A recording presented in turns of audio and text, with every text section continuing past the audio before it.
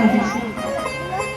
और हाँ, जितना तुम्हारे भाग में लिखा था, तुमने नारायण भगवान को उतना सुख पहुंचाया, पालन पोषण किया। आज नारायण भगवान तुम्हारे पास नहीं आए और ना ही आएंगे। वो क्यों आएंगे तुम्हारे पास? तुम्हारे पास ऐसा क्या है?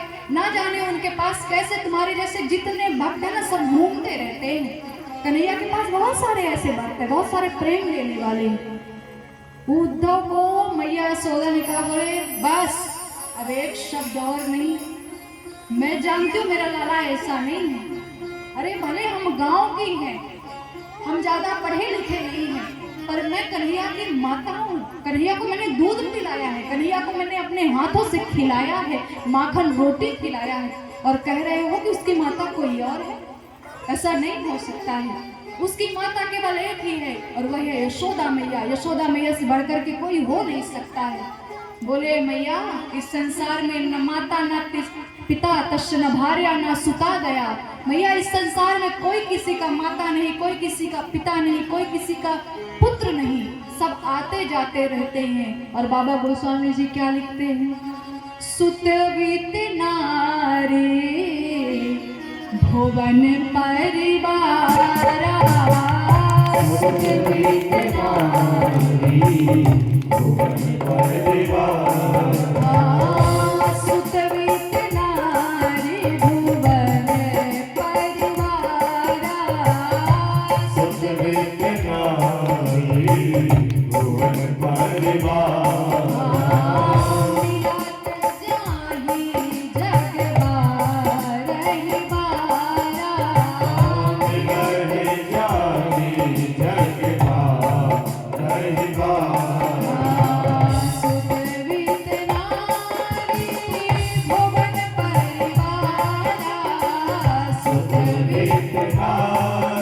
भुवन परिवारा।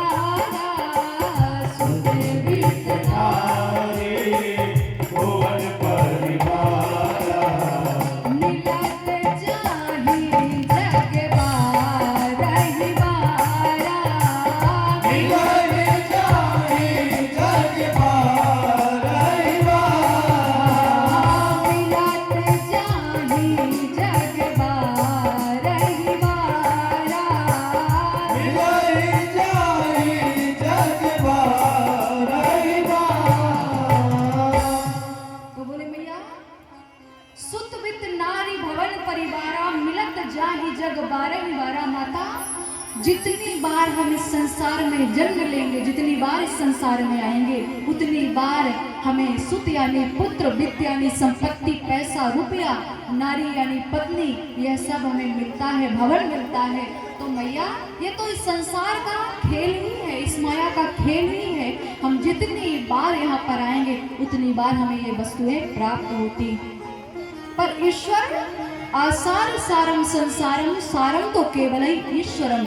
ईश्वर एक केवल सत्य है, एक केवल सच है, जो कभी भी बदलता नहीं, ना कभी मरता है, ना कभी घटता है, ना कभी बढ़ता है, ना प्रलय के समय उसका नाश होता है। तो माता ईश्वर को पहचानो। तुम उनको अभी पुत्र मान रही हो, इसीलिए विरह है, कष्ट है, हृदय में पीड़ा उठ रही है। जिस दिन भगवान मान लोगी, उस दिन पीड़ा नहीं उठेगी, केवल भक्ति भावना उठेगी। मैया, जिस प्रकार से एक छोटी सी अग्नि, एक छोटा सा अंगार राख के अंदर छुपा होता है, वह हमें तब तक नहीं दिखता जब तक हम राख को ऊपर से हटा नहीं देते, और जैसे ही राख को हटाते हैं वह अग्नि हमें दिख जाती है। महाराज, अगर उसमें गलती से पैर भी पड़ जाए तो हमारा पैर जल जाएगा, भले ऊपर राख ही लगी हुई है। तो इसी प्रकार से जब तक माया का पर्दा नहीं हटता है, तब तक हमें ईश्वर नहीं दिखते हैं।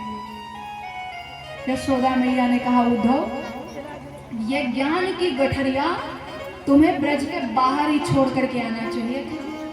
वो मेरा लल्ला है, लल्ला रहेगा और लल्ला था, सदैव मेरा ही रहेगा। नंद बाबा ने कहा, उद्धव जी, आप इसकी बात का बुरा मत मानिएगा, ये भोली है, माता है, क्या करे, ममता में ऐसी डूबी हुई है कि इसे कुछ दिखता ही नहीं है। उद्धव जी ने शयन किया है और ब्रह्म मुहूर्त में उठे हैं और उठ करके उन्होंने कहा, बाबा मुझे यमुना जी के स्नान करने के लिए जाना है। तो महाराज नंद बाबा उन्हें बाहर तक छोड़ करके आए। अब ध्यान से सुनिएगा, असली कथा तो यहीं पर है महाराज। जैसे ही उद्धव जी अपने रथ पर विराजमान हुए और जाकर के यमुना नदी की ओर जब बढ़े तो वो अगल बगल क्या सुनते हैं कि सारी गोपियां, सारी ग्वालिनियां केवल कृष्ण कृष्ण कृष्ण ही जाप कर रही हैं। बोले ये सच में सारी ग्वालिनियां कृष्णा के पीछे पागल हो चुकी हैं? पर कोई बात नहीं, एक बार मुझसे मिलने दो, सारा ये प्रेम में हरण कर लूंगा। अब महाराज उद्धव जी ने स्नान किया, नहा करके सुंदर प्रभु को याद किया, सुंदर अर्घ दिया और इसके बाद में जैसे ही चलने लगे तो सारी ग्वालिनियां अपने काम से छुट्टी पा करके वह यमुना नदी में घड़ा लेकर के नहाने के लिए आई हैं। और उन्हें पता था कि कोई कृष्णा का संदेश लेकर के आया है। और महाराज संजोग की बात यह है कि उद्धव जी उन्हें रास्ते में ही मिल गए। अब जब उद्धव जी रास्ते में मिलते हैं तो सारी ग्वालिनियां उन्हें घेर करके खड़ी हो जाती हैं और उन्होंने कहा, अरे ओ संदेश वाहक, तुम्हारे कन्हैया का संदेश लेकर के आए हो ना, तो बताओ हमें क्या लिखा। एक गोपी कह रही है, हमारे लिए तो कुछ अच्छा ही लिखा होगा, कृष्णा की चिट्ठी है, वो तो पहले भी हमसे बहुत प्रेम करते थे, देखना अच्छा ही लिखा होगा। एक गोपी कहती वो सबसे बहुत प्रेम करता था। महाराज हमें का लिखा, हमें का लिखा, हमें का लिखा कह कह करके हमारे उद्धव जी के वस्त्र तो फाड़ ही डाले, उस चिट्ठी को भी पकड़ लिया, पकड़ करके फाड़ करके चारों तरफ फेंक दिया। बोलिए बाके बिहारी लाल की जय। उद्धव जी ने कहा, गवार ग्वालिनियों, तुम्हें समझ में नहीं आता है, तुमने पत्र फाड़ दिया। अरे ये पत्र तो अभी यशोदा मैया को ही नहीं सुनाया था, सुनाना चाहता पर वो सुने तो सुनती नहीं है किसी की, और सोचा तो तुम लोगों को सुना दूंगा, तो तुम लोगों ने तो सुनने से पहले फाड़ दिया। बोले हम तो गवार ग्वालिनियां हैं ना, हमें पढ़ना लिखना नहीं आता है, हमारे लिए इस पत्र का कोई मोल नहीं है। आपने कन्हैया ने जो कहा है आप बोल के बता दो, हम समझ जाएंगे। बोले हमें याद हो तब तो सुनाए, रुको पत्र एकत्रित करने दो। अब महाराज उद्धव जी पत्र एकत्रित कर रहे हैं, इतने में हमारी श्रीमती राधा रानी किशोरी जी भी सुंदर यमुना नदी के किनारे सुंदर स्नान करने के लिए आई है और आ करके एक जगह पर शांत स्वरूप होकर के खड़ी हो गई। वो जानती थी कि यह कृष्णा का भेजा हुआ पत्र लेकर के आए हैं, लेकिन महाराज उन्होंने सारी ग्वालिनियों जैसा बर्ताव नहीं किया, चुपचाप खड़ी हुई हैं। उन्होंने सोचा कन्हैया ने जो कुछ भी लिखा होगा हमारे पास अवश्य ही सुनाया जाएगा। महाराज सारी ग्वालिनियां दौड़ करके राधा जी को बुला करके लाती हैं। बोले कन्हैया का संदेशा आया है, इनसे पूछिए हमें क्या लिखा है। महाराज उद्धव जी ने पत्र एकत्रित किया और पढ़ने लग गए। बोले यशोदा मैया को सुनाते, लेकिन यशोदा मैया ने सुना नहीं। यशोदा मैया के लिए प्रणाम लिखा है, बाबा के लिए प्रणाम लिखा है और आप सभी ग्वालिनियों के लिए बहुत सारा प्रेम लिखा हुआ है। और कन्हैया ने कहा है कि जब कभी भी समय मिलेगा तो हम आपसे मिलने के लिए अवश्य ही आएंगे। और उन्होंने आपका हाल पूछा है। महाराज ये तो भाई घाव में नमक डालने जैसी बात हो गई। बोले अच्छा, उस छलिए ने हमारा हाल पूछा है?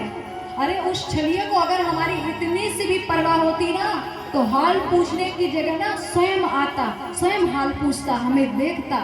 लेकिन उसे क्या है, हम तो गरीब ग्वालिनियां हैं, उसका प्रेम तो अब उपजा के साथ में हो गया है। वो जो कुबड़ी थी उसको अब उसने सही कर लिया है, उसके साथ अब वो रहता है। वहाँ भी बहुत सारी ग्वालिनियां हैं जिसके साथ कृष्ण रहता है, इसलिए हम सभी ग्वालिनियों को भूल गया है। हम तो बिना मोल की दासी है ना, कोई मोल तो हमारा है नहीं, इसलिए कन्हैया हमें छोड़ करके चला गया। इतने में राधा रानी कहती हैं, बोले जैसे कि ये भवरे को देख रही हो, ये भवरा फूलों का रस चूस लेता है और जब रस खत्म हो जाता है तब भाग जाता है, उसी प्रकार से श्याम सुंदर ने हमारे अंदर का प्रेम रस चूसा है और हमें छोड़ करके, ऐसे मृत अवस्था में छोड़ करके, जैसे हम एक लाश से घूम रही हैं, हमें भाग गए छोड़ करके। तो कन्हैया बहुत बड़े छलिया हैं और तुम सब उस छलिए का पत्र सुनना चाहती हो, रहने दो। ये उद्धव जी ये ज्ञान की गठरिया लेकर के आए हैं, इन्हें समझ में नहीं आएगा। तो किशोरी जी क्या कहती हैं सारी गौलियों के साथ में मिल करके, ये तो प्रेम की बात है उद्धव, बंदगी तेरे बस की नहीं है, तो प्रेम की बात है उद्धव, बंदगी तेरे बस की नहीं है। ये तो प्रेम की बात है उद्धव, बंदगी तेरे बस की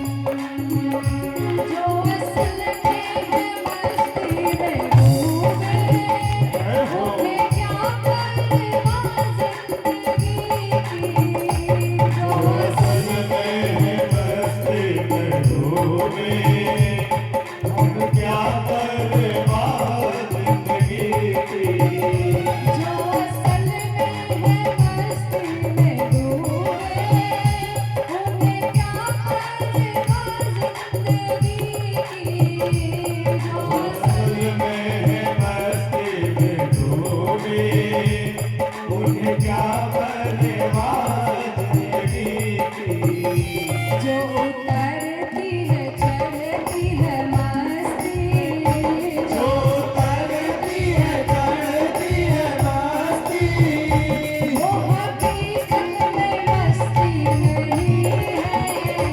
जो उतरती है चढ़ती है मस्ती, वो हकीकत में मस्ती नहीं है। ये तो प्रेम की बात है उधो, बंदगी तेरे बस की नहीं है।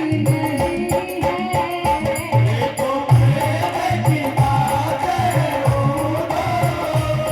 बंदगी तेरे बस की नहीं है। यहाँ शर्त के होते हैं सौदे, यहाँ शर्त के होते हैं सौदे, आशिकी इतनी सस्ती नहीं है। यहाँ संगीत के होते हैं सौदे, आशिकी इतनी सस्ती नहीं है।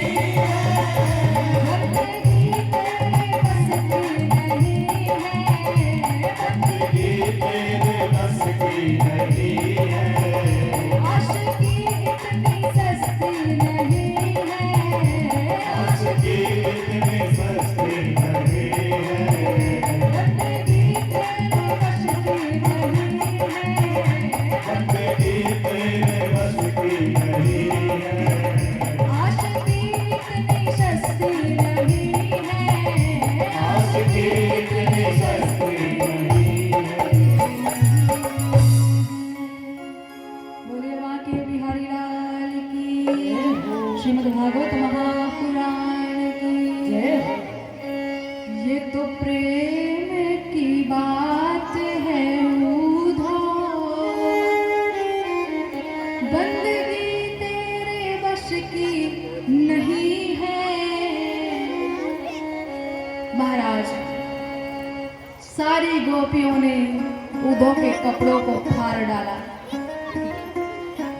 खत को सुना फिर भी थोड़ा सा भी लिहाज नहीं किया कि इन्हें कृष्णा ने भेजा है। माताओं, शांति बना करके बैठो। आज तो कितना अच्छा दिन है, बताओ आप सबके समक्ष। कृष्ण और रुक्मिणी का विवाह होने वाला है, तो अगर जिसने शोर किया उसे बारात से निकाल दिया जाएगा। वाह। मैं भी बोल देती हूँ। जय मैंने माधव से पहले ही बात कर ली थी। माधव, जो कोई भी मैया सरौता बन जाए ना श्रोता की जगह, या कोई भी पिताजी लोग, तो उनको तो देखो वो शांति से बैठे हैं। आप ना जाने क्या खिचड़ी पकाती रहती। अरे भैया शांत बैठो, एकदम चुप ऐसे करके। जब बोलने के लिए बोलती हूँ तो बोलते नहीं हो। कुछ भी अभी पूछ लिया जाए, हमें का पतो देवी जी, हमें तो देखो ना है, हम तो थे ही ना, ये करने लग जाते हो। अरे कम से कम अच्छा ये बताइए, आप जितनी माताएं बैठी हैं, तो पिताजी लोग मतलब आपके पति भी तो पीछे बैठे होंगे एक आध लोगों के, है कि नहीं? उन्हें देख करके कुछ सीख लो माताओं। वैसे तो आप सब पूरे संसार को सिखाती हैं, पर आज आप पिताजी लोगों को देख करके सीखिए। अब मैं क्या कहती हूँ, मेरी नजर सबकी ओर होती है। तो जब मैं भजन गा रही हूँ, मैं गा रही हूँ ये तो प्रेम की बात है उधो, तो सब लोग ऐसे ऐसे कर रहे हैं। कुछ माताएं, रे राम राम, ये क्या है? जब परमानंद आ गए, आनंद नहीं आया, तो महाराज मैं तो गारंटी देती हूँ कि इन माताओं के दिल में चैन कभी नहीं आएगा। आएगा तभी जब कन्हैया को महसूस करोगे। अरे जो भी कजरा वजरा बिगड़ा होगा, बिगड़े रहने दो, हम सब यहाँ पर पागल बैठे हैं। मैं खुद एक पागल हूँ जो बोल रही हूँ जब से पटपट। तो सुंदर कथा में ध्यान लगाइए। बोलिए बाके बिहारी लाल की जय। महाराज उद्धव जी केवल 2 दिन के लिए आए थे कि संदेश दूंगा, रोहिणी मैया को लूंगा और इसके बाद वहां से चला जाऊंगा। आज उद्धव को 6 महीने व्यतीत हो चुके हैं और उद्धव आज ब्रज के एक वृक्ष के नीचे खड़े हुए हैं। उन्हें तन मन की कोई सुध बुध नहीं रही और महाराज उन्होंने राधा रानी को प्रणाम किया और राधे राधे राधे कृष्ण करते हुए महाराज और रोहिणी मैया को लिया है और रथ को हाँका और राधे राधे गाते हुए पागलों की तरह ना वस्त्र की कोई सुध है, ना मुकुट की कोई सुध है, ना तन मन की कोई सुध है। राधे कृष्ण राधे कृष्ण राधे राधे करते हुए जा करके भगवान कृष्ण के चरणों में गिर गए। कृष्णा ने कहा, उद्धव तुम तो केवल 2 दिन के लिए गए थे ना, 6 महीने कैसे लग गए? बोलते हैं, प्रभु अब तो सब राधे राधे हैं, सब जगह राधे हैं, यहाँ भी राधे वहाँ भी राधे, जहाँ देखो सब जगह राधे ही राधे हैं। राधा का अर्थ ही होता है महाराज प्रेम। राधा रानी सबका हृदय है जो हमारे अंदर बैठी हुई है। बोले, प्रभु मैं तो अपनी ज्ञान की गठरिया उसी ब्रज में छोड़ करके चला आया हूँ, वहाँ पर बहुत सारा प्रेम समेटा और यहाँ पर दौड़ते हुए चला आया। प्रभु अब मेरे अंदर कुछ भी नहीं बचा है, ज्ञान तो मैं भूल गया, मैं शून्य हो गया प्रभु, अब बचा है तो कर प्रेम ही बचा है। बोले, मैंने कहा था ना प्रेम से बढ़ कर के कुछ भी नहीं है। पर चलो कोई बात नहीं, आज अगर तुमने अपना अभिमान छोड़ दिया है, ज्ञान को छोड़ दिया है, प्रेम को सर्वोत्तम सबसे बड़ा मान लिया है, तो आज तुम धन्य हो गए हो, तुम्हारा जीवन सार्थक हो गया है, तुम्हारा जीवन अब सरल हो गया है, अब जैसे चाहो वैसे अपना जीवन यापन कर सकते हो। उद्धव जी ने कहा, मैं तो आपके और राधा जी के चरणों में ही अपने जीवन को निछावर कर चुका हूँ। हे प्रभु, मेरा मुझ में कुछ भी नहीं है, जो कुछ भी है सब आपका है, आपको ही समर्पित है। महाराज इसी प्रकार से उद्धव जी का ज्ञान नष्ट हो गया।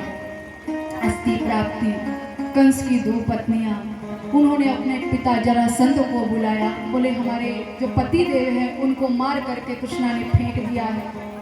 सुंदर, कंस का अंतिम संस्कार तो पहले ही हो गया था। महाराज जरासंध आया और जरासंध ने कहा, जो मगध देश का राजा है, उसने कहा कि किसने इतना सामर्थ्य जो हमारे इतने पराक्रमी दामाद कंस को मार डाले। महाराज उसको एक वरदान था कि वह अपनी 100 मन भारी लोहे की जो गदा है, वह जितनी बार सर के ऊपर से घुमाता था वह उतनी 1000 योजन की दूरी पर जाकर के गिर गई। तो महाराज जैसे उसने अपने ऊपर गदा को घुमाया, घुमा करके फेंका, वह गदा जाकर के मथुरा में गिरी। भगवान समझ गए जरासंध यहाँ पर आक्रमण करने वाला है। महाराज 23 अक्षौणी की सेना लेकर के जरासंध ने मथुरा पर चढ़ाई कर दी और बिल्कुल भी सूचना नहीं दिया कि मुझे युद्ध करना है। कन्हैया ने कहा, सबसे पहले सारे ब्रजवासियों को हमें उनको सुरक्षित कहीं किसी स्थान पर छोड़ना होगा। कन्हैया ने कहा, बलदाऊ भैया अब समय आ गया है जब हम दोनों ही एक साथ चल करके और जरासंध से युद्ध करें।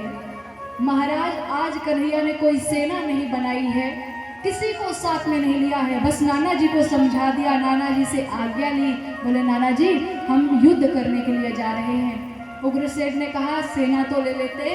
बोले, नाना जी सेना की आवश्यकता नहीं है, हम ऐसे ही चले जाएंगे। महाराज आज हमारे कन्हैया जी ने सुंदर एक दिव्य रथ मंगवाया है, उसमें धनुष बाण रखे गए हैं, गदा रखी गई है और सुंदर कृष्ण और बलराम द्वार के बाहर आ गए हैं।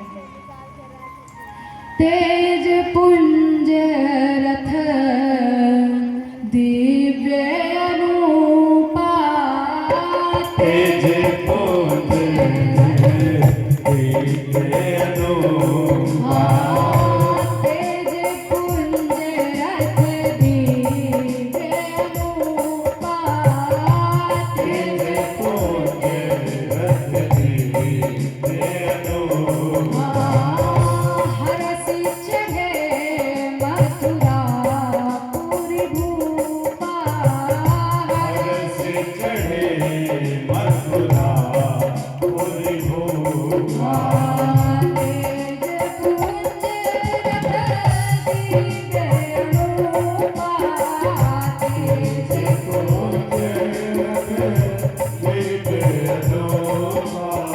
तेज पुंज रथ दिव्य अनुपा, तेज पुंज रथ दिव्य अनुपा, हरसी चढ़े मथुरापुरी भूपा, हरस चढ़े मथुरापुरी भूपा,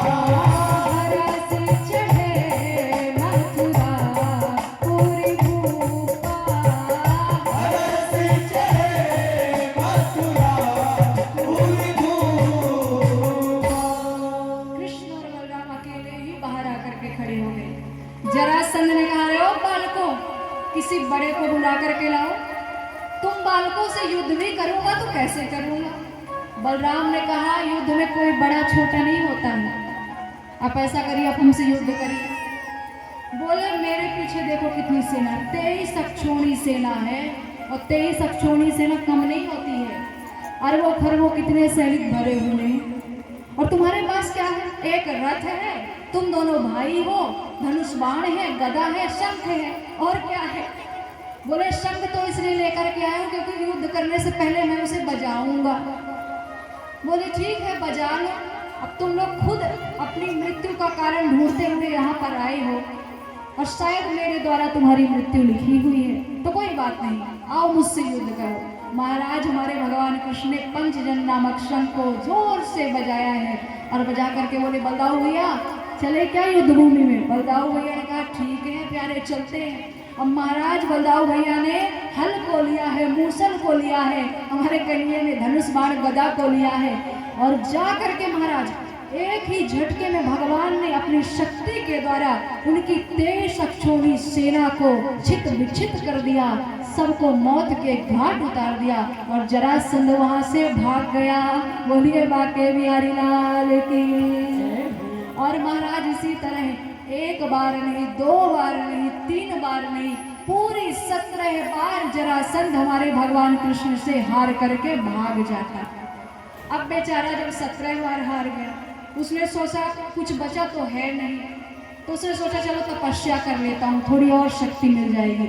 महाराज जैसे ही वह तपस्या के लिए जा रहा था तो बीच में उसे नारद जी मिल गए। नारद जी ने कहा, जरासंध जी कहाँ जा रहे हो? तो बोले, क्या करें, तपस्या करने के लिए जा रहे हैं। छोटे छोटे 2 बालक ने 17 बार मुझे हरा दिया है, और यह मेरे लिए बहुत बड़े शर्म की बात है, इसलिए मैं अब तपस्या करूँगा। महाराज, नारद भगवान ने कहा, तपस्या करने की जरूरत क्या है, आप क्या करना चाहते हो बताओ? बोले, हम एक बार उस छलिए को युद्ध भूमि से भागते हुए देखना चाहते हैं। तो बोले, ये तो चुटकियों का काम है, हम कर देते हैं, हम आपको उपाय बता देते हैं। बोले, क्या? बोले, यहाँ पर मलेक्ष देश में सुंदर मलेक्षों का एक राजा रहता है, काल यवन। तो बोले, काल यवन? बोले, हाँ, मलेक्षकों का राजा है, और मलेक्ष को हमारे प्रभु स्पर्श नहीं करते हैं, तो आप उन्हें बुला करके लाइए, कृष्ण अपने आप ही भाग जाएंगे। महाराज बोले, हम जाएंगे तब तक तो बहुत समय लग जाएगा, आप ही चले जाइए। नारद भगवान तो महाराज चुटकियों में यहाँ से वहाँ पहुँच जाते, जा करके मलेक्षकों के राजा कालयवन के पास गए।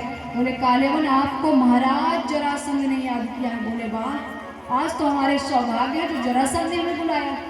तो बोले, क्यों बुलाया? बोले, युद्ध करने के लिए बुलाया। 2 बालक हैं, उनसे वह 17 बार हार गए। जोर से हंसने लग गया। बोले, इतने बड़े महारथी सम्राट राजा जरासंध 2 बालकों से हार गए? अरे चलो मैं चलता हूँ, देखता हूँ कौन हराता है। महाराज रथ पर विराजमान हुआ, अपनी सारी सेना ली और लेकर गए, आ गया। बोले, जरासंध जी चलिए युद्ध करते हैं। अब महाराज जैसे ही कालयवन युद्ध भूमि पर आया, भगवान कृष्ण पहले पहचान गए, ये तो मलेक्ष, मलेक्षकों का राजा है, और बोले, मलेक्षकों को हम स्पर्श करते हैं नहीं। अब जैसे ही कालयवन सामने आया तो बोलता है, जरासंध जी आप रुकिए, मैं देखता हूँ, आप तो वैसे भी हार करके भाग चुके हैं, मैं देख लूँगा, मैं संभाल लूँगा। अब महाराज कालयवन सामने आया, भगवान ने सोचा चलो यही अच्छा मौका है, इससे थोड़ा खिलवाड़ भी करेंगे और किसी भक्त का कल्याण भी करना है। महाराज हमारे कन्हैया जी तुरंत वहाँ से भागने लग गए। जब वह भागने लग गए, जरासंध ने कहा, अरे ओ छलिए, रुक तो सही, कहाँ भागता है? रणछोड़ कहीं का, रणछोड़ करके भाग रहा है। महाराज उसी समय से हमारे कन्हैया का एक नाम रणछोड़ पड़ गया। बोलिए रणछोड़ भगवान की। कन्हैया भागते भागते गंधमादन पर्वत की गुफा के अंदर घुस गए। अब जब वहाँ पर घुसते हैं तो वहाँ पर हमारे राजा मुचकुंद जी सो रहे थे। कन्हैया ने क्या किया, महाराज अपनी पीताम्बरी, अपने दुपट्टे को हटाया और हटा करके मुचकुंद जी को उड़ा दिया और वहाँ से भाग गए। अब जब वह वहाँ से भाग गए तो कालयवन भी उसी गुफा में आया। उसने सोचा कन्हैया सो रहे हैं, तो बोलता है, अरे ओ छलिए कहीं के, वहाँ से भागता भागता आया, यहाँ पर आकर के खर्राटे ले रहा है, सो रहा है। महाराज उन्हें यह पता नहीं था कि ये तो कन्हैया नहीं है, मुचकुंद जी हैं जो ना जाने कितने वर्षों से सोए हुए हैं। महाराज जैसे ही कालेवन ने उस दुपट्टे को जोर से खींचा, मुचकुंद जी की आंखें खुली और कालेवन जल करके भस्म हो गया। बोलिए बाके बिहारी लाल की। राजा परीक्षित ने कहा, प्रभु किसी की दृष्टि पड़ने से कोई भस्म थोड़ी होता है, जल थोड़ी जाता है। बोले ऐसा होता है जब देवताओं का वरदान मिल जाता है, और तुम शायद मुचकुंद को नहीं जानते। उन्होंने एक बार देवता और दैत्य के युद्ध में देवताओं की बहुत सहायता की थी। तब देवताओं ने कहा आप जा करके सो जाइए, विश्राम करिए। तो मुचकुंद जी ने कहा था हमें सोने के लिए कोई अच्छा सा स्थान बताइए, और हमें अगर कोई भी जगाए हमारी दृष्टि पड़ते ही वह भस्म हो जाए। इसलिए महाराज उन्हें वरदान था कि उनकी नज़र जहाँ कहीं किसी व्यक्ति पर पड़ जाएगी वह जलकर राख हो जाएगा।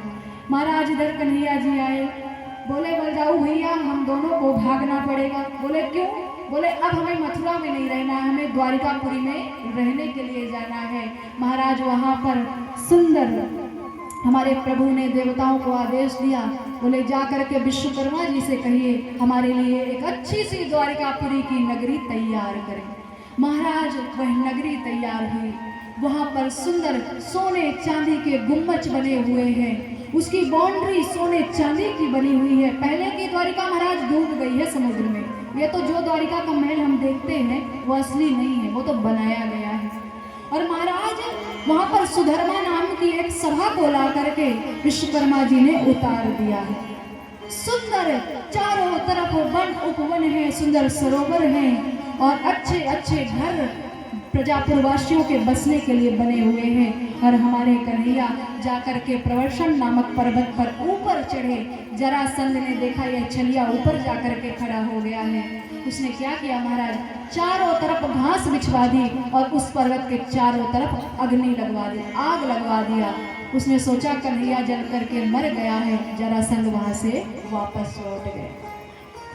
भगवान भीष्म का सुता रुक्मिणी रुचिराननम राक्षसेन विधानेन उपेयमेय इति श्रुतम्। बोलिए बाके बिहारी लाल की। तो विदर्भ देश के राजा भीष्म वह कुंडिनपुर में अपनी राजधानी बसा करके सुंदर राज्य किया करते थे। उनके रुक्मेश रुक्माग्रज आदि 5 पुत्र थे। कितने पुत्र? जोर से बोलो। अगर बोला तभी मानूंगी कथा सुन रहे, और नहीं बोला ऐसे बोला 5। कथा सुनने का तो कोई फिर फल ही नहीं है। तो महाराज उनके यहाँ पर 5 पुत्र थे और उनके यहाँ पर एक कन्या ने जन्म लिया जिसका नाम क्या था? रुक्मिणी। महाराज जैसे ही रुक्मिणी मैया ने जन्म लिया तो हमारे नारद भगवान का ऐसा स्वभाव है कि कहीं कोई बालक जन्म ले, कोई मुसीबत में फंसा हो, कोई कहीं पर भी हो, वह दौड़े चले जाते हैं। महाराज जैसे ही नारद भगवान वहाँ पर गए, सुंदर भीष्मक जी ने उनका स्वागत सत्कार किया और बोले नारद भगवान अच्छा हुआ आप आ गए। अभी अभी हमारे यहाँ पर एक कन्या ने जन्म लिया है, आप उसका हाल देख करके बताइए हमारी कन्या कैसी है। महाराज जैसे ही आज नारद भगवान ने रुक्मिणी जी को देखा है, बोले राजन ये कोई साधारण कन्या नहीं है, ये साक्षात लक्ष्मी मैया का स्वरूप है जो आपके ऊपर कृपा करने के लिए आई है। और क्या कहते हैं? सब लक्षण संपन्न कुमारी, सब लक्षण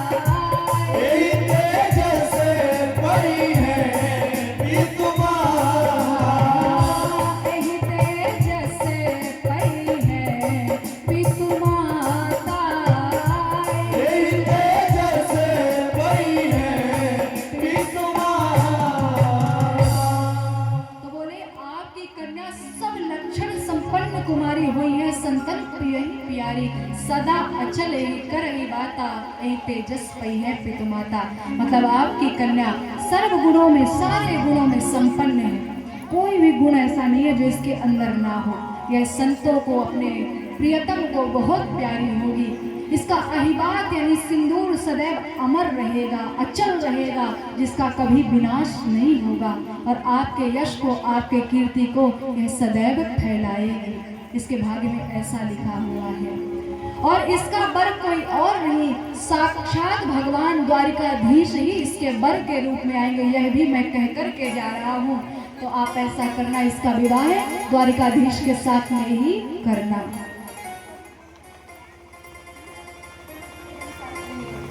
बोलिए बाके बिहारी लाल की।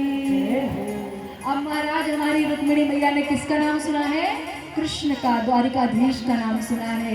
तभी से उन्होंने तन मन धन से कृष्णा को अपना पति बना लिया है। एक दिन राजा भीष्म अपनी सभा में बैठे थे और उन्होंने अपने पुत्रों से कहा, बोले पुत्र ऐसा करो, जा करके अपनी बहन के लिए कोई कुल घर वर ढूंढ करके लाओ। तो रुक्मेश ने कहा कि पिताजी, द्वारिकाधीश से अच्छा कोई वर तो हो ही नहीं सकता।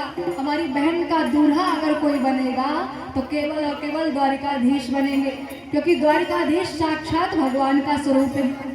इतने में रुक्माग्रज ने क्या कहा महाराज?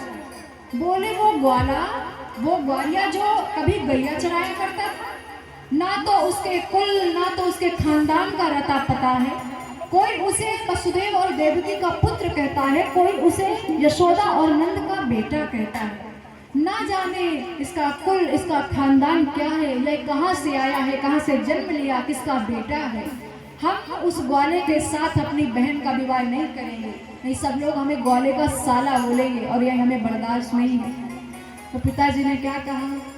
जो कुल घर बर हो ये अनुपा, जो कुल घर बर हो ये अनुपा, जो कुल घर बर हो ये अनुपा, जो कुल घर बर हो ये अनुपा, करिए विवाह सुतायन रूपा, करिए विवाह सुता अनुरूपा, करिए विवाह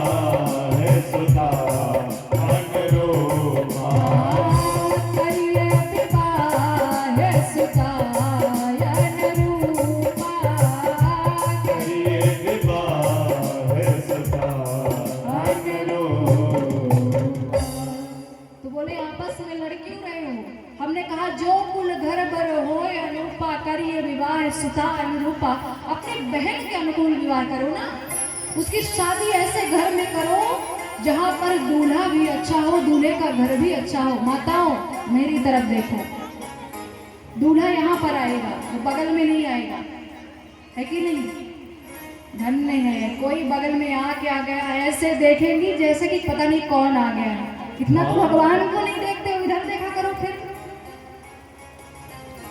बोलिए बाके बिहारी लाल की जय। तो रुक्माग्रज ने कहा, हमारी बहन का अगर कोई पति बनेगा, दूल्हा बनेगा, तो वह चदेरी देश के राजा शिशुपाल ही बनेंगे और कोई नहीं बन सकता। महाराज भीष्मक जी क्या करते, बेटे बड़े हो रहे हैं, बड़ों की बात माननी चाहिए, पर रुक्माग्रज ने मानी नहीं। तो बोले चलो कोई बात नहीं, भाई है, अपनी बहन का बुरा थोड़ी चाहेगा। महाराज उसने क्या किया, रुक्मिणी जी की जो सगाई है उसे शिशुपाल के साथ में करा दिया। पर हमारी रुक्मिणी जी ने कन्हैया के बारे में इतना सुन लिया, इतना सुन लिया कि महाराज उन्होंने ठान लिया कि चाहे मैं घर को छोड़ करके भाग ही जाऊं, पर अब मैं कन्हैया के अलावा किसी से शादी विवाह नहीं करूंगी।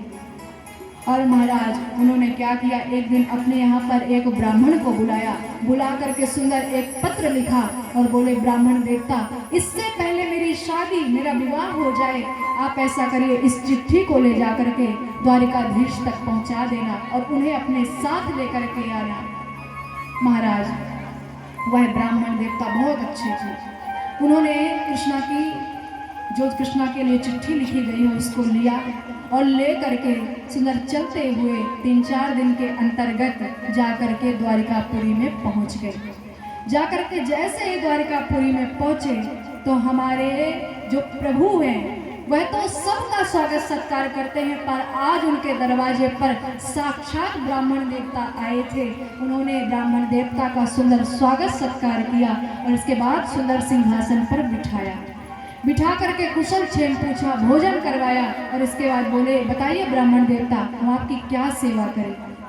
बोले, सेवा कुछ नहीं करनी द्वारिकाधीश, आपके लिए पत्र लेकर के आया हूँ। बोले, पत्र किसका? बोले, राजा भीष्मक है ना, उनकी पुत्री रुक्मिणी, वह आपसे विवाह करना चाहती है। उसने आपको पति मान लिया है, उसने आपके लिए पत्र भेजा है। पत्र मैं पढ़ नहीं सकता क्योंकि यह पत्र थोड़ा सा निजी पत्र है, नहीं बोलते पर्सनल है, पर्सनल चीज़ें पढ़नी नहीं चाहिए। कई सारे लोग जब फोन चलाते तो बोलते मेरे पर्सनल मैसेजों को मत खोला करो, ये मेरा पर्सनल आ रहा है, मैं खुद देख लूँगी, ये देख लूँगा। तो महाराज निजी पत्र को ब्राह्मण देवता ने नहीं पढ़ा। अब इसके बाद में कन्हैया ने जैसे ही पत्र खोला, पत्र को खोलते ही लिखा था, द्वारिकाधीश के चरणों में रुक्मिणी दासी का प्रणाम स्वीकार हो। एक स्त्री को सदैव अपने पति से ऐसी बातें करनी चाहिए, पर कई माताएं डंडे लेकर के दौड़ती हैं, चलो कहाँ तक दौड़ोगे, पीछा करूंगी, जहाँ मिल जाओगे वहीं पर कूट करके बिछा दूंगी, जैसे ओखल में धान कूटते वैसे। महाराज पर माताओं ऐसा नहीं करना चाहिए। एक ही धर्म एक व्रत नेमा, काय वचन मन पति पद प्रेमा। अपने शरीर के द्वारा, अपनी बोली के द्वारा, अपने मन के द्वारा पति के चरणों की सेवा करनी चाहिए। अब कन्हैया ने आगे पढ़ा, उसमें लिखा था, मैंने आपको देखा नहीं है कभी भी, पर आपके बारे में सुना बहुत है। आपका सुंदर श्याम वर्ण स्वरूप है, आप बहुत अच्छे दिखते हैं, सुंदर कटीले नयन हैं आपके, पर मैंने आपको देखा नहीं, मिली नहीं, पर फिर भी आपसे हमें प्रेम हो गया है और हमने आपको अपना पति उसी दिन से मान लिया था जिस दिन से हमने आपकी चर्चा आपके बारे में पहली बार सुना था। हमारे जो भाई हैं, हमारा विवाह शिशुपाल के साथ में करवाना चाहते हैं, लेकिन मैं उनके साथ विवाह नहीं करूंगी, मैं अपने प्राणों को दे दूंगी लेकिन विवाह नहीं करूंगी। इसलिए हे द्वारिकाधीश, मैं आपके लायक तो ना सही, लेकिन आप मुझे अपने चरणों की दासी ही बना लीजिए। ऐसा ना हो कि सिंह का शिकार सियार ले जाए, इससे पहले आकर के अपनी रुक्मिणी के प्राणों को बचा लीजिए। हे द्वारिकाधीश, मैं आपके अपने राज्य के बाहर के बगीचे में अम्बे माँ के मंदिर के पास में प्रतीक्षा करूंगी, आप वहीं पर आइएगा, वहीं पर मुझे भगा करके ले जाइएगा। लो महाराज, अब तक कन्हैया रण छोड़ थे, माखन चोर थे, अब नारी चोर भी बनने वाले। द्वारिकाधीश को तो चोरी करने में पहले से बड़ा मजा आता है। सुंदर पत्र को पढ़ा, अच्छे से तैयार हो गए। बलदाऊ भैया से कुछ नहीं बताया। जब जाने लगे तो बलदाऊ भैया ने कहा, कन्हैया कहाँ जा रहा है? बोले, कुछ नहीं भैया, एक काम है, करके आते हैं। बोले, मुझे पता है तू आगे आगे चल, मैं पीछे बारात लेकर के पहुंच रहा हूँ, क्योंकि मैं भी तेरा दाऊ हूँ। ऐसे तो तू कभी सजता नहीं है, पर आज देखो क्या सुंदर मुकुट लगाई हुई है, क्या सुंदर पीताम्बरी पहनी हुई है, क्या सुंदर माला धारण की हुई है। जैसा एक दूल्हा सजता है ना, तो उसी प्रकार से सज के जा रहा है। मुझे पता है तू दुल्हनिया लेने के लिए जा रहा है। अब महाराज, इधर हमारी रुक्मिणी जी प्रतीक्षा कर रही है कि वह ब्राह्मण कब आएंगे, कब आएंगे। और रुक्मिणी मैया के पास वह ब्राह्मण आकर के जैसे ही पहुँचे, बोले, रुक्मिणी चिंता करने की ज़रूरत नहीं है, भगवान तुम्हारे राज्य के बाहर बगीचे में अम्बे माँ के मंदिर के पास ही है। महाराज, सुंदर राजा भीष्मक द्वारा हमारे प्रभु का स्वागत सत्कार किया गया। इसके बाद भीष्मक जी वापस आ गए।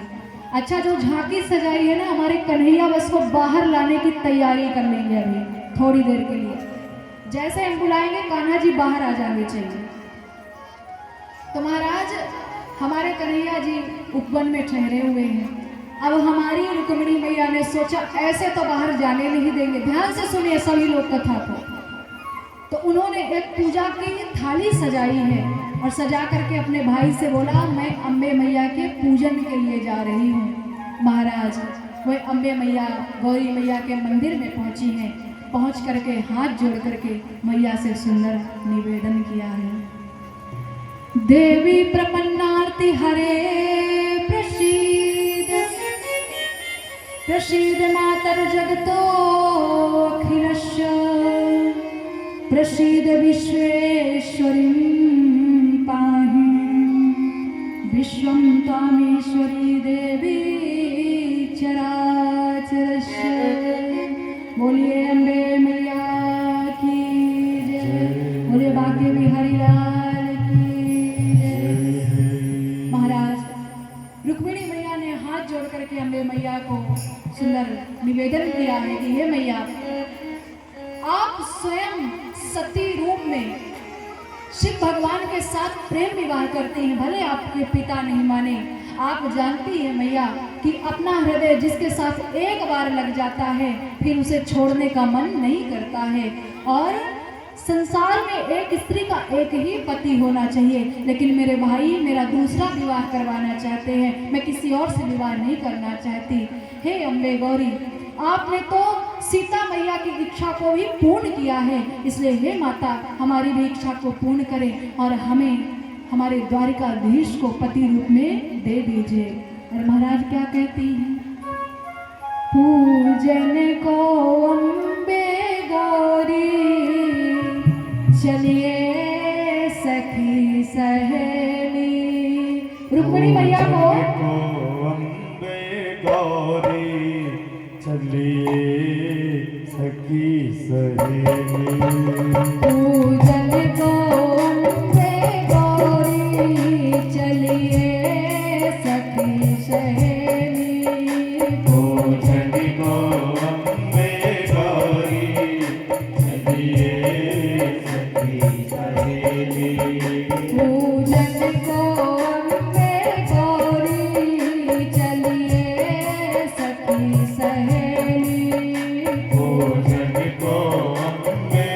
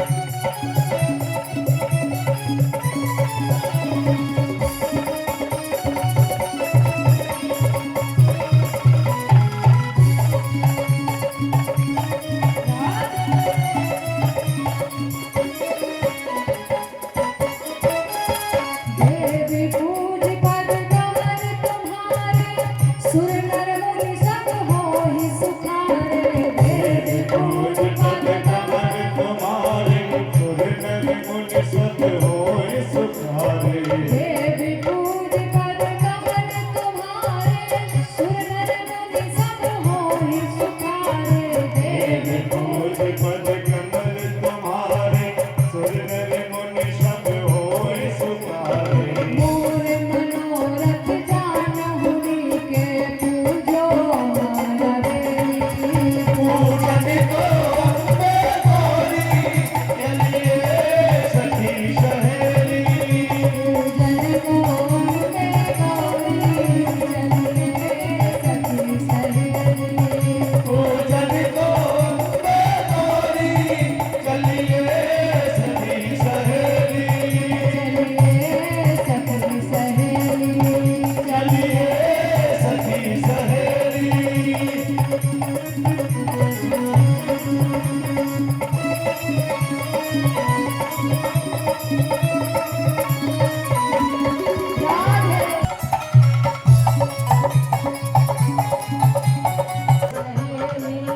पूजन को अम्बे गौरी, चलिए सखी सहेली। चलिए सखी सहेली।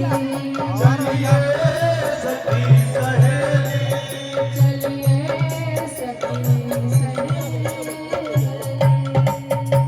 रुक जाओ। आप आरती की थाली नीचे रख दीजिए। लेकर के आए, समय नहीं है। रुक्मिणी मैया वहीं खड़ी रहेंगी जहां पर थी।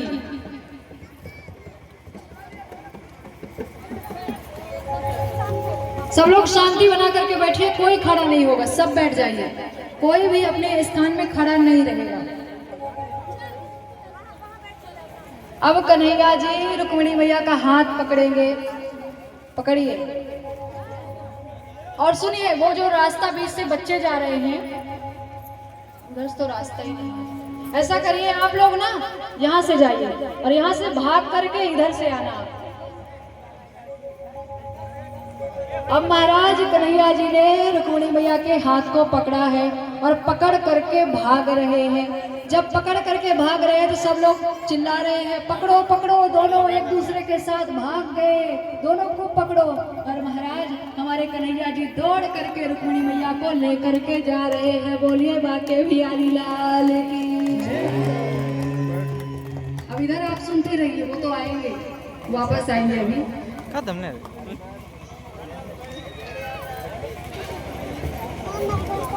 सब लोग शांति बना करके बैठिए, कोई शोर नहीं करेगा। ये भगवान का दरवाजा है। शादी ब्याह हो रहा है लेकिन ईश्वर का हो रहा है।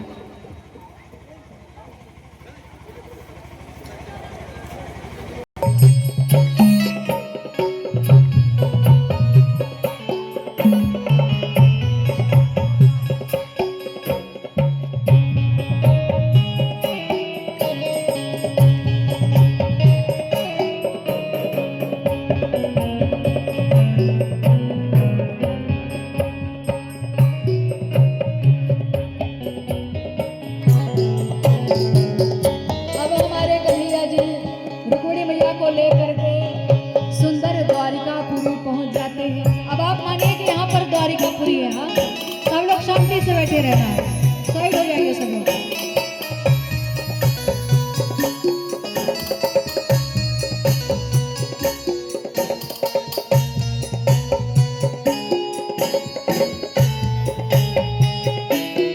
ठीक है, अब हाथ छोड़ दीजिए, एक दूसरे की ओर घूम के खड़े हो जाओ। बरमाला ले लो, माला को लो।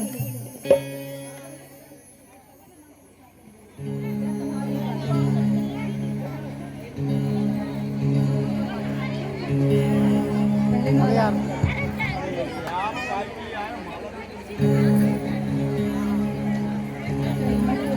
ओम मंगलम भगवान विष्णु मंगलाय नमो हरि। रुक्मिणी मैया डालेंगी कृष्णा के गले पर माला। सबसे पहले डालिए। बोलिए रुक्मणी वल्लभ सरकार की। अब हमारी द्वारिकाधीश रुक्मिणी मैया के गले में माला ओम डालें। श्रेष्ठते लक्ष्मी डालिए। चमन्याम अहोरात्रे पार्श्वे नक्षत्राणि रूपमस्मिन् व्याप्तं वा इषडं निखाणमं इखाण सर्वलोकं इखाणः। सिंदूर दे दीजिए। चलिए सिंदूर का मंत्र बोलिए। ओम सिंधूरिव प्राध्वनि सुघना सौवात प्रमियः वदयन्ते जिह्वा घृतस्य धारा अरूपो नवाजिका। 7 बार थोड़ा थोड़ा सा लगा दो, ऐसे टीका कर दो। हिन्वानः सिंधूरं शोभनं रक्तं सब लोग तालियों के द्वारा स्वागत करेंगे। सौभाग्यं सुखवर्धनं सुगदं कामदं चैव सिंधूरं प्रतिगृह्यतामः।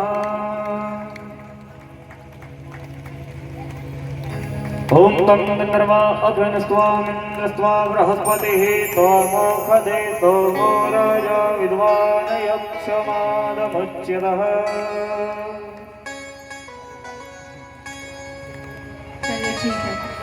आप दोनों वो जो सामने आपके लिए सिंहासन रखा गया है उसमें बैठ जाइए दोनों लोग।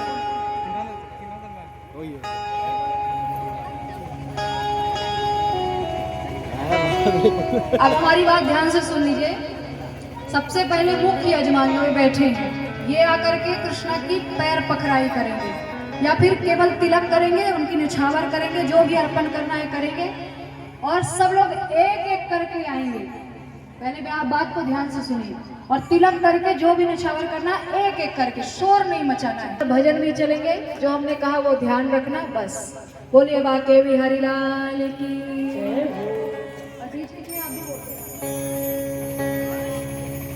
देखो दीदी ने बोला है पहले हमारी बात मुख्य तो यजमान, अब सब खड़े हो जाइए।